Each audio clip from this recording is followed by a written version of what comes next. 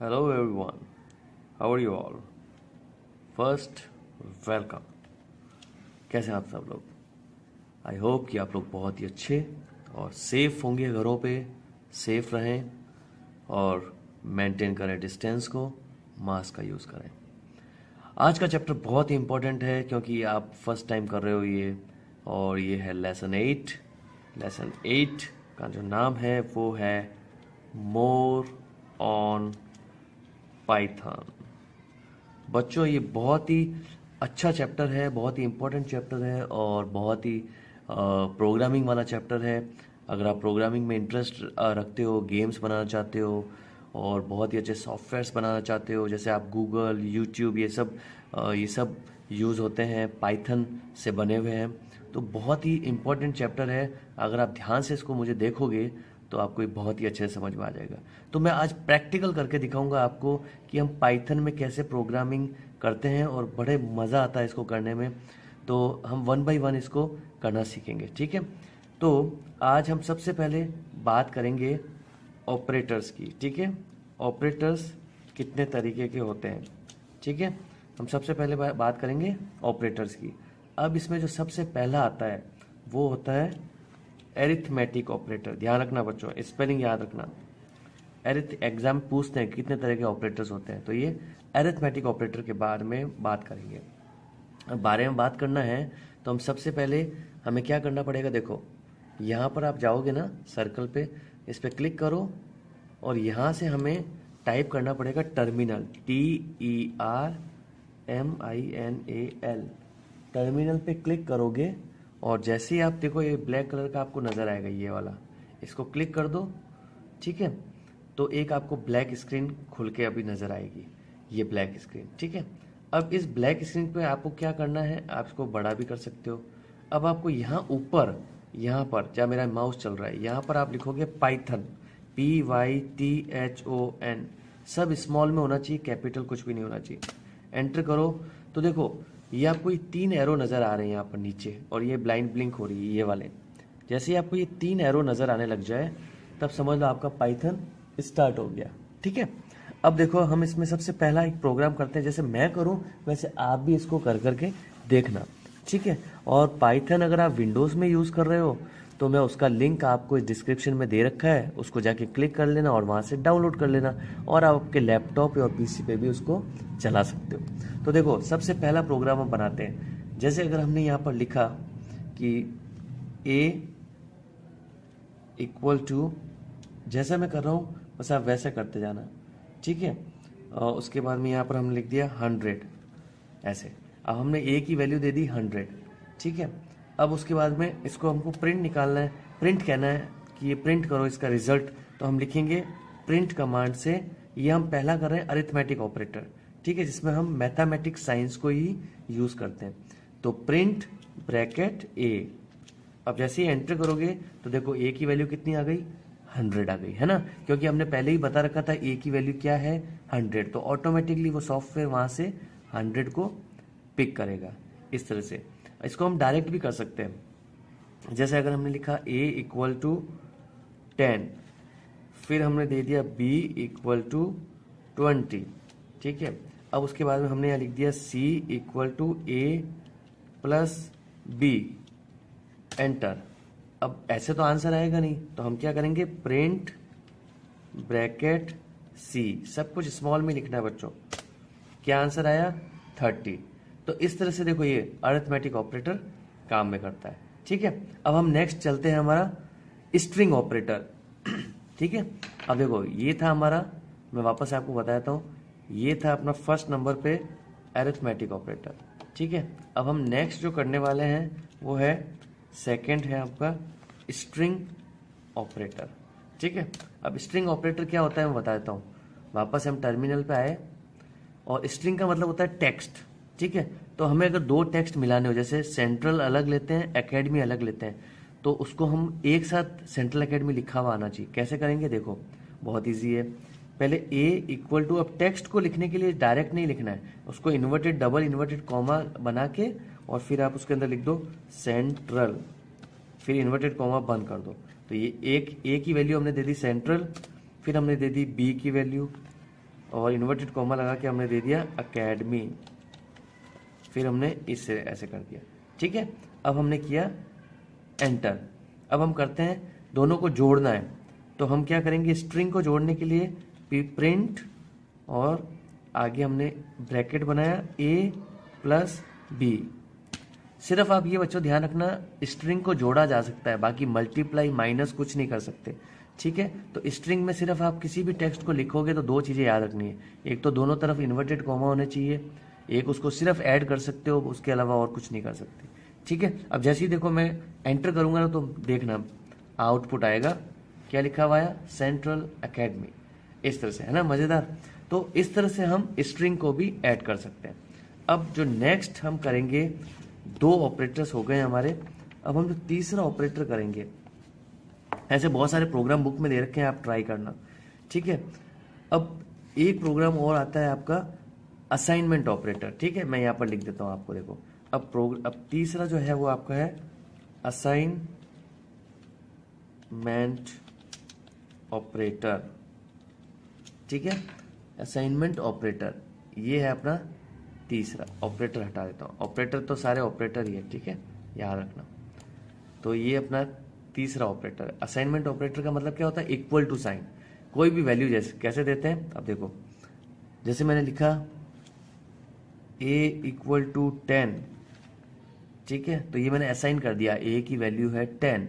अब मैं सिर्फ अगर a लिखकर एंटर करूंगा तो आंसर 10 ही बताएगा। तो इसका मतलब क्या हो गया, हमने असाइन कर दिया भाई, जब भी a लिखोगे तो उसका मतलब क्या होगा, 10 होगा। ठीक है, तो ये इस तरह से हो गया। अब अगर मैं लिखता हूँ b इक्वल टू 23 और मैं सिर्फ b दबाता हूँ बाद में कभी भी और एंटर करता हूँ तो आंसर 23 ही आएगा।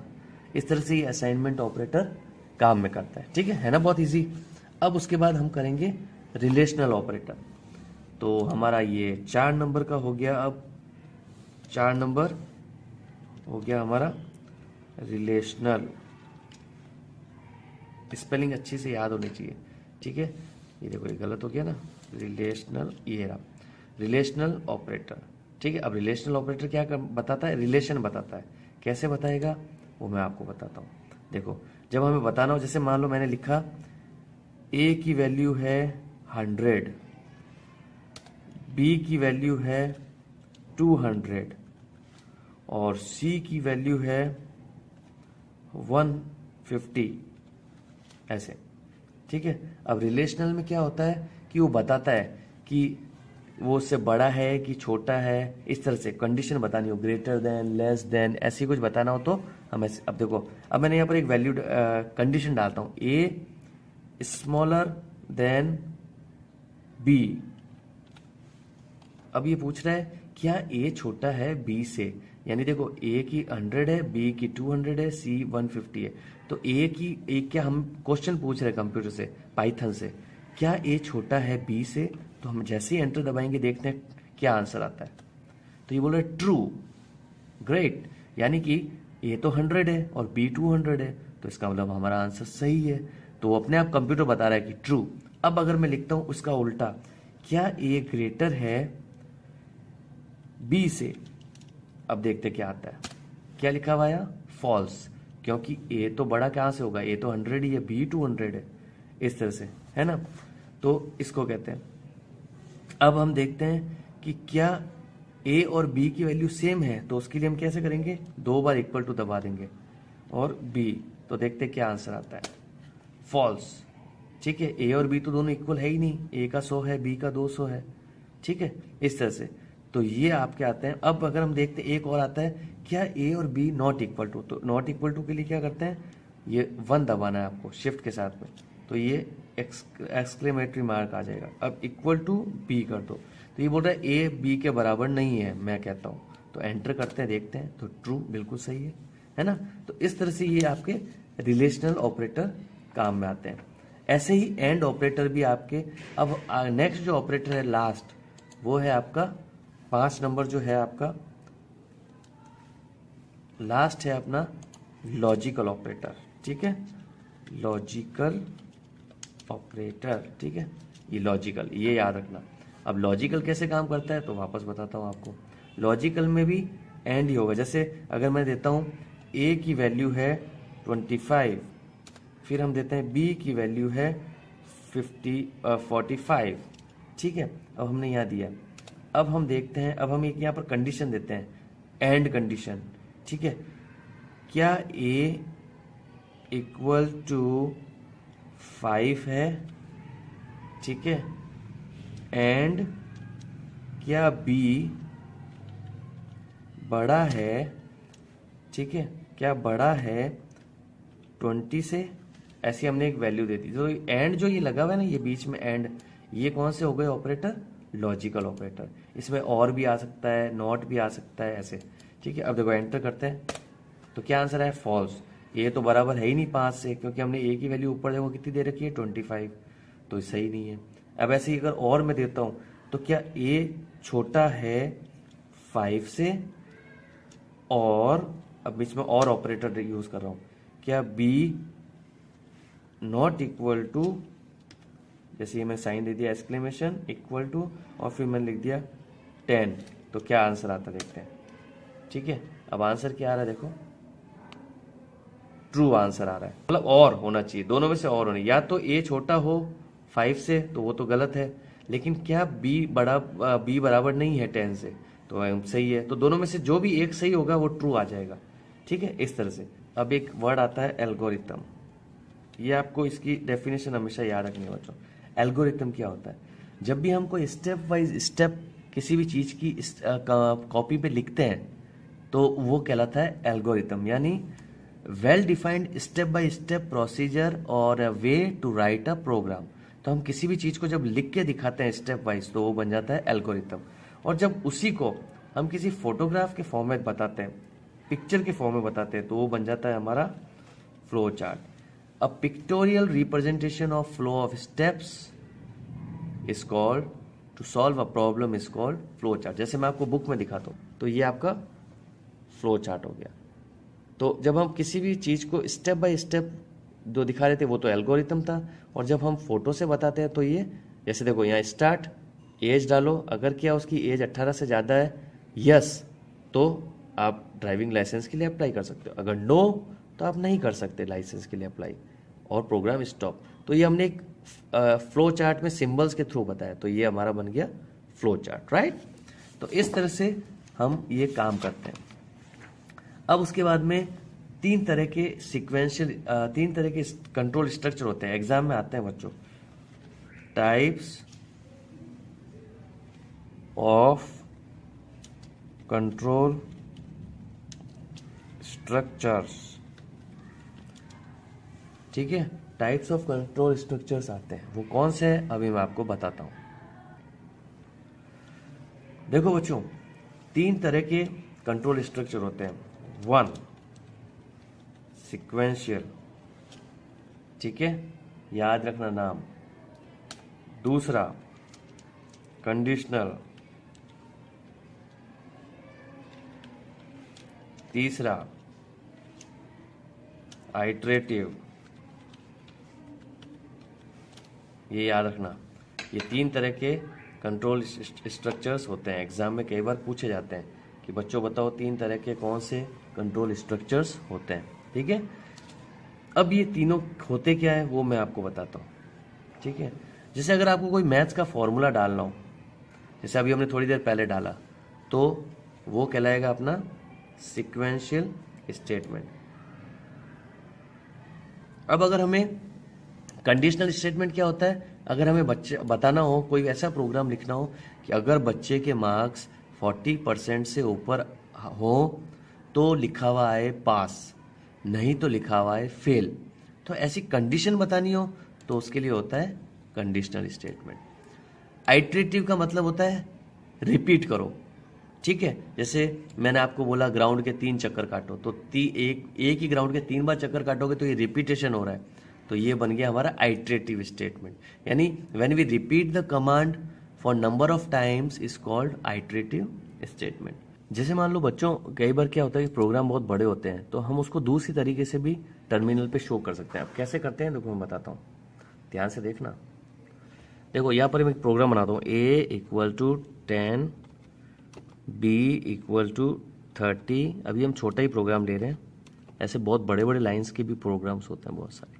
C equal to A plus B, ठीक है। अब हम कर दिया प्रिंट ब्रैकेट C, इसका मतलब क्या हो गया, A की वैल्यू 10 है, B की वैल्यू 30 है, C की वैल्यू A प्लस B है। अब प्रिंट करना है हमें C को, तो ऑटोमेटिक आंसर आएगा 30 प्लस 10 तो 40।